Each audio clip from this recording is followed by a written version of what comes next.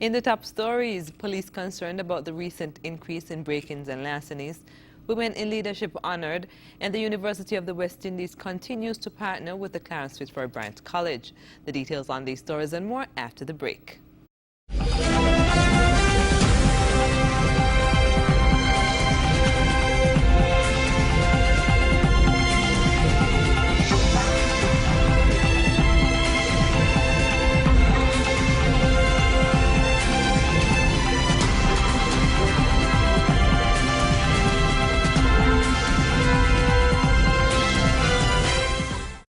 Hello and welcome to the ZIZ Channel 5 newscast. I'm Carla Barrage.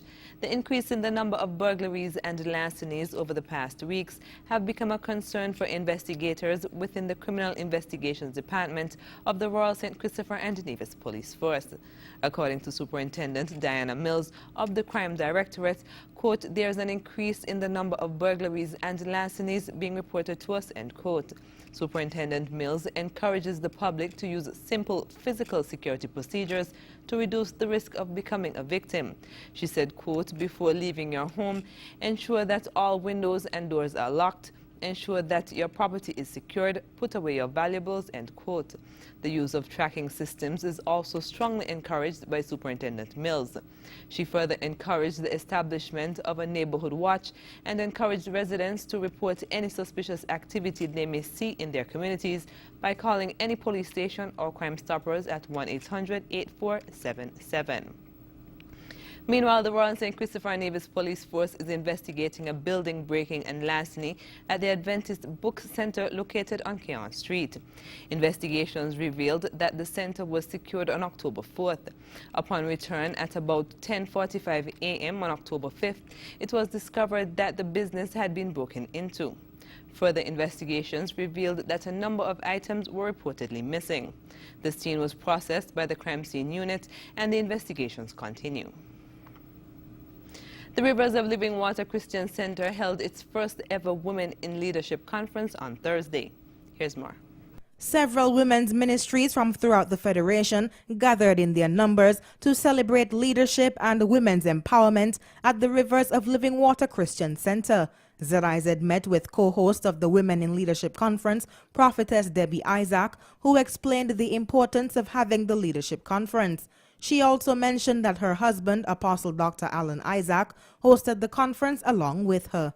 I think having leadership conferences will bring out certain abilities, giftings, and even empower women to be able to lead their homes, know that they're capable of running offices and becoming CEOs, and don't just settle for just being there following all the time.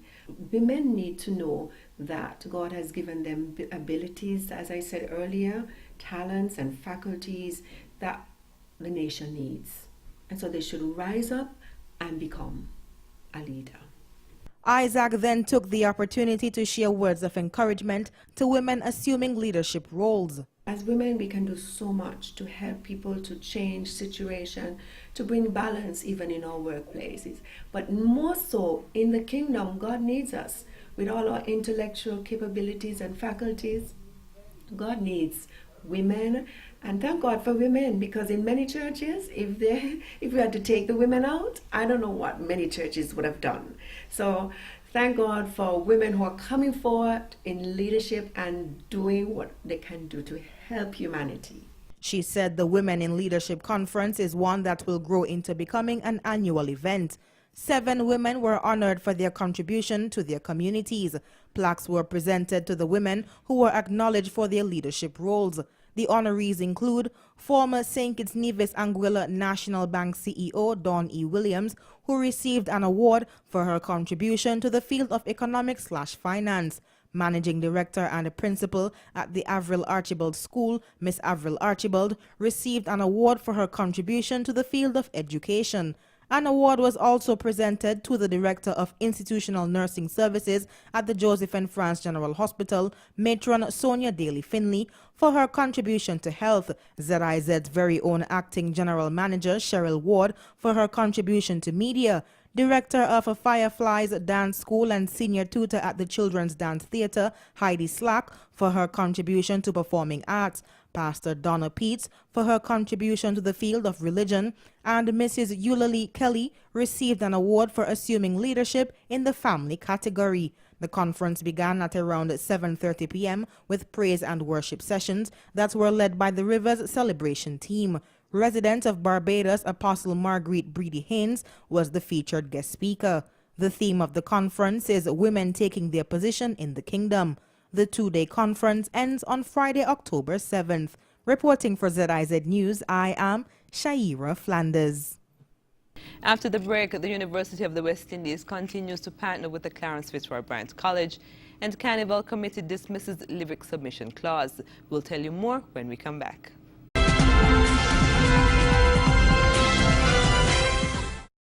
The University of the West Indies, UWI, continues to partner with the Clarence Fitzroy Bryant CFBC College to assist individuals in furthering their tertiary education. Cicely Jacobs, program officer in charge of the UWI Open Campus in St. Kitts, said that the university has a memorandum of understanding with CFBC as programs are offered on a franchise basis. One of the programs that is offered is through the Mona campus, is the Bachelor's of Science in Nursing. I think that program started about 2 years ago, and it is offered through, it is a University of the West Indies degree, but the program is run by the CFB College. Yeah. They also offer the Level 1 program. So you may begin a program of study from the St. Augustine campus or any of the other campuses, but St. Augustine has the franchise. They offer those the first year of that program. At the end of that first year, students at the CFB may opt to continue their degree in any of the other campuses. According to Ms. Jacobs, persons who start their degree at the Clarence Fitzroy Bryant College can also opt to finish their degree at the Open Campus. After weeks of heated debate in meetings and on local radio stations, the National Carnival Committee has answered the call of local Calypsonians to dismiss a new clause introduced which stated that artists must submit lyrics before performing on stage. In an official Carnival press release on Thursday, Marketing Coordinator Jonelle Rollins spoke of the adjustment to the rules and regulations. As per the requests of the Calypsonians, Article 6 will not be applied to the Calypso competition. As done normally, the Carnival Committee will formally oversee eliminations through finals of the Calypso and Soca competitions. At each stage, an indemnity clause will be inserted to address intellectual property rights violations.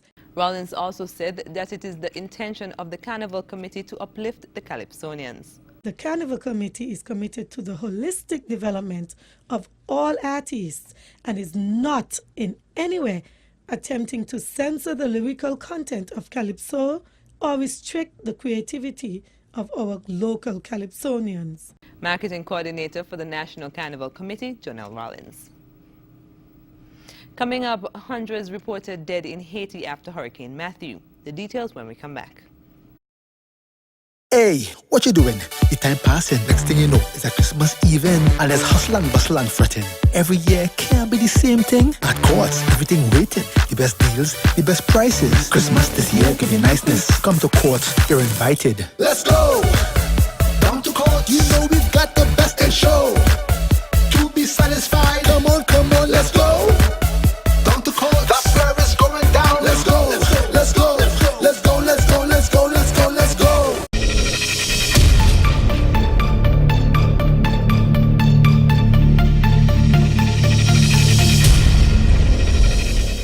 The number of people reported dead in Haiti after Hurricane Matthew has increased over the past few days. More in this report. According to Reuters Friday, the number of people killed by Hurricane Matthew in Haiti has risen to at least 478 people. The island nation's Central Civil Protection Agency, which takes longer to collate numbers, said 271 people died because of the storm, while over 61,500 remain in shelters. Officials said that food and water were urgently needed, noting that crops have been leveled, wells have been contaminated by seawater, and water treatment facilities have been destroyed. Matthew was the first Category 4 storm to hit Haiti since Hurricane Flora struck in 1963. Investigations are set to begin into corruption allegations made against former Brazilian President Lula da Silva. Here's more. Brazil's highest court has given the all clear for an investigation into corruption allegations against former President Luiz Inácio Lula da Silva. Lula and other politicians are accused of taking bribes from contractors that wanted to do business with the state-run oil firm Petrobras. Coming up, we speak with two members of the University of the West Indies Open Campus community about the upcoming graduation ceremony. Upfront is next.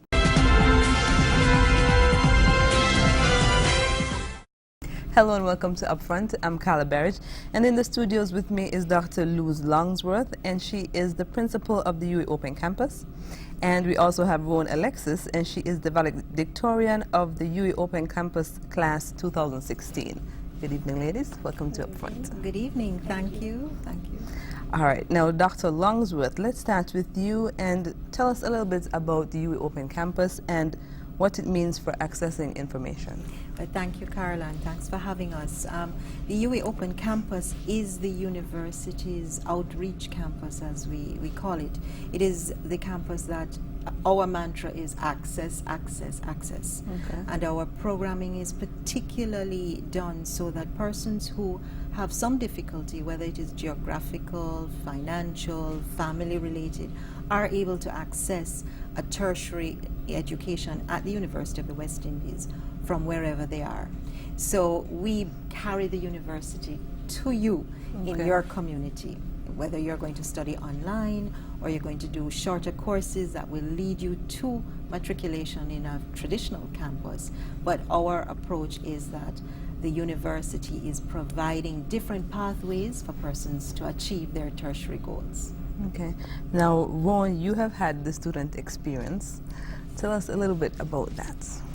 Well, first of all, I must say thank you to the University of the West Indies, through the Open Campus, of course, for having given us access, as the principal mentioned. The experience was very transformational, if I should say, sorry about that, in that it helps you to find yourself or redefine yourself. Sometimes we are not sure of our goals or even whether we can achieve those goals that we have set for ourselves. And through the support of the tutors and the entire staff of the Open Campus, we are able to have more faith in ourselves and achieve our dreams. Also, the support from our classmates, having built relationships with persons from different Caribbean islands, being introduced to the different cultures, it is very interesting, very informational. And the whole experience was difficult at times, but through the assistance of our tutors, we were able to manage our time wisely, and so it became easier for us. Having our families, as Miss mentioned, it may be difficult at times, but the important thing, like I said, is managing our time properly and also being committed to our studies. So all in all, it was a very enjoyable one. It was not only being fixed on studying and online in the book, gaining book knowledge, but also the social skills that we gained. It was a wonderful experience. Okay. So there are over 600 persons graduating, and you are the valedictorian. What is the feeling? It is a bit overwhelming. I am extremely proud of myself as well, because, as I mentioned earlier to Miss, there were certain things that I went through during my studies, very difficult situations, and at times I felt like giving up. And having achieved, this, it's very rewarding to me. And also it just makes me realize that, no dream is too big. No matter how many times we may find challenges in our lives, no matter how many obstacles we have in our way, once we focus on our goals, we can achieve what we set to achieve. And it is really, I don't even know, sometimes I wonder, how did I make it through? And then I realized, the prayers, praying also helps, and the support from my friends and the staff of the university. So it's overwhelming. A very proud woman, but a bit overwhelming, having to take it in. Okay. So as we wrap up, Dr. Longsworth, tell us about the logistics of the graduation. Time, place, where it will be. Right. The graduation will be tomorrow on Saturday morning starting at 10 a.m. at the Marriott, the St. Kitts Marriott Ballroom. And we have about 120 of the graduates actually coming into St. Kitts along with their families. So we're very excited about that, and we're really appreciative of the assistance of the government and the people of St. Kitts and Nevis in terms of just the welcome that we've received and the assistance in getting our graduates around, and also in fetting them a little bit, because when Ron speaks, that's why we do what we do. We want our students, our people of the region, to have that experience and to have those opportunities wherever they are in their countries. Okay. All right. Thank you so much to you both for coming this evening. I wish you both a successful ceremony and a successful speech. Thank you. All right. This has been Upfront. I'm Carla Berridge, and we've been speaking with Dr. Luz Longsworth of the U Open Campus and Rose Alexis. She is the valedictorian of the class of 2016. Stay tuned. More news after this. Can you afford to lose everything? In times of uncertainty, ensure you have the security of Quartz Payment Protection. When you shop with Quartz Ready Finance Gold or Ultimate Plan, if you lose your job after 6 months of making payments, our redundancy coverage ensures that the payment on your account continues for up to 12 months. Don't risk losing everything. Shop with Quartz Ready Finance and get the payment protection plan that protects you against redundancy, disability, death, and loss of item due to natural disaster, fire, flood, or theft. Quartz Ready Finance with payment protection. Quartz, bringing value home.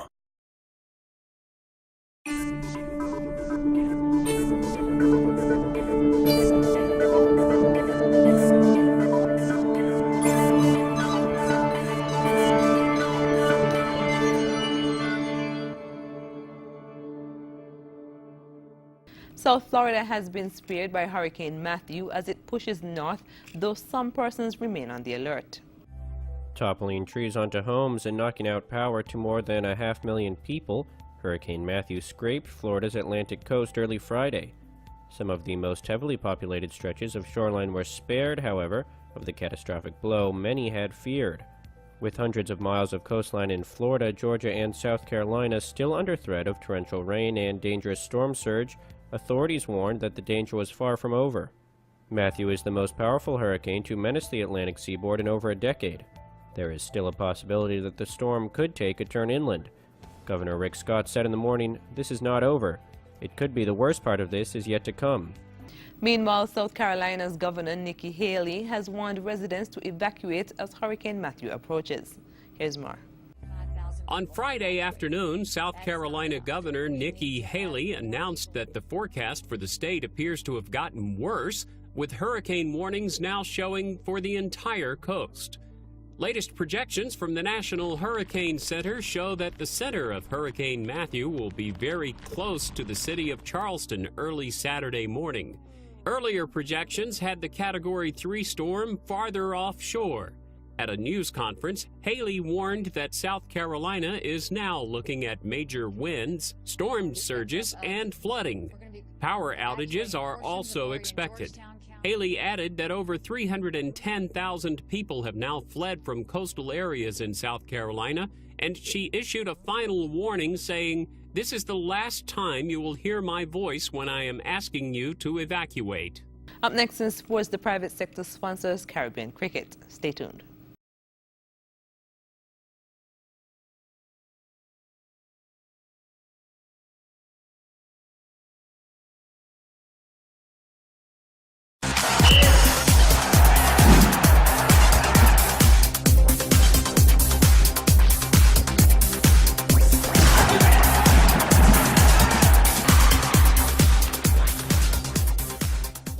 The private sector in the Caribbean has come on board to lend its support to Caribbean cricket.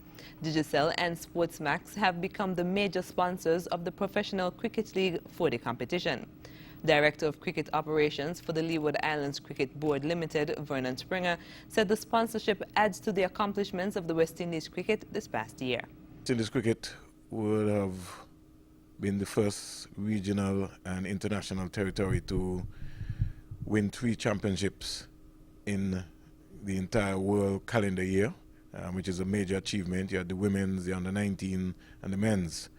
But now it's real support by the private sector in the Caribbean who have stepped up now to support the Professional Cricket League for the competition, which originally didn't have any sponsors. So the 2016-2017 competition now will now be called the Digicel Sportsmax Professional Cricket League Regional 4-Day Competition for 2016-2017. He said this makes for exciting cricket in the Caribbean. This is exciting times for West Indies cricket and also for the Leeward Islands Hurricane franchise by having Digicel and Sportsmax coming on board to assist with the development of cricket, and also the fans in the West Indies will now get an opportunity to be able to follow and pay attention in terms of what's going to be happening with the 10 games that are going to be played in the new season coming. The Digicel Sportsmax PCL Regional 4-Day competition will start in November 2016 and run until 2017. 34-year-old Ben Smith has run 401 marathons in 401 days, more than 10,500 miles in total. That's the equivalent of running from Sydney, Australia to London, England. He has raised £250,000 for charity, and John Kay joined him for the last leg of his journey. I never thought this day would come. Nearly done. After 400 marathons in 400 days, travelling all over Britain in his camper van, just one last run. Been through 22 pairs of trainers, 2.5 million calories. And this is it. After today, you're done. It's quite final, that, isn't it? What Ben has achieved in the last year is thought to be unprecedented. Well over 10,000 miles. And this is a man who only took up running 3 years ago. For Marathon 401 today, Ben was back in his home city of Bristol. Several hundred fans decided to run with him, inspired by this extraordinary story. We joined him for a short section. How's it going? Yeah, it's a bit crazy. Well, we're almost halfway. I've only got 13.1 miles to go, John. You're going to miss it. I am. You know, these people have been calling you Forrest Gump. Yeah. What do you make of that? Well, you call me Ben Smith. Forrest Gump's a fictional character, isn't it? I'm the real man. For Ben, this has been about raising money for charities that helped him. He was bullied as a schoolboy for being gay. In all, 9,000 people have run with him. Lynn and Mary came from Lancashire today. Just amazing to think that Ben gets up every morning to run a marathon. It's just unbelievable. It's amazing the way he's raising money and awareness for bullying and for children. Good luck, I'm stopping here. Bye-bye. Ben was finally stopping too. 401 marathons complete. He was welcomed by his partner, Kyle. What do you think of your lad then? You make me cry, it's just wonderful. I've always thought he was special. From the very first time I saw him, and it's just awesome. I'm just a normal guy. You're not? Yeah, well, all right, maybe that's opinion. Challenge over, and £250,000 for charity. When we come back, we'll have another look at the stories that made the headlines.